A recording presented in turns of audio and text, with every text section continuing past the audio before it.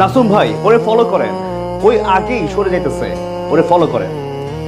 নাসুম আহমেদকে ঠিক এভাবেই ব্যাটার উসমান খানের দুর্বলতা ধরিয়ে দিচ্ছিলেন পারভেজ হোসেন ইমন। উইকেট কিপারের পরামর্শ শুনে পরপর 2 বলে বাউন্ডারি হজম করে তৃতীয় বলে ডিরেক্ট বোল্ড করেন বামহাতি এই স্পিনার। প্ল্যান করে তুলে নেন উসমানের উইকেট। নাসুম এবং ইমনের সেই কথোপকথন নিয়েই বাকিটা জানবো রিপোর্টে। একবার এই ছবিটা দেখুন।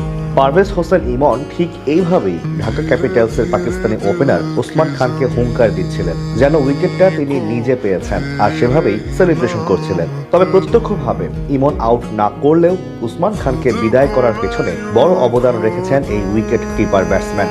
দুর্দান্ত এক মাস্টার প্ল্যানের সঙ্গে নিজের গেম সেন্সের পরিচয় দিয়ে প্রশংসিত এখন তিনি। নাসুম আহমেদকে পরামর্শ দিয়ে তুলে নেন প্রতিপক্ষ আগ্রাসী ব্যাটারের উইকেট। এবার বিপিএল এ সম্পূর্ণ ভিন্ন এক পারভেজ হোসেন ইমনে দেখা মিলেছে সিলেটের হয়ে। প্রথমবারের মতো টানা কয়েক ম্যাচে 4 নম্বর পজিশনে ব্যাটিং করছেন তিনি, যেখানে কিনা ব্যাট হাতেও সফল এই বাম হাতি। পাশাপাশি গ্লাভস হাতে প্রথমবারের মতো উইকেট কিপিংটাও রপ্ত করছেন ইমন, যেখানে এখন অব্দি বেশ সফল তিনি। দুই দিক থেকে যেভাবে নিজেকে পরিণত করছেন, তেমনি গেম সেন্সটাও কাজে লাগাচ্ছেন নিখুঁতভাবে, যেটা দিয়ে আজ আউট করেন উসমান খানকে।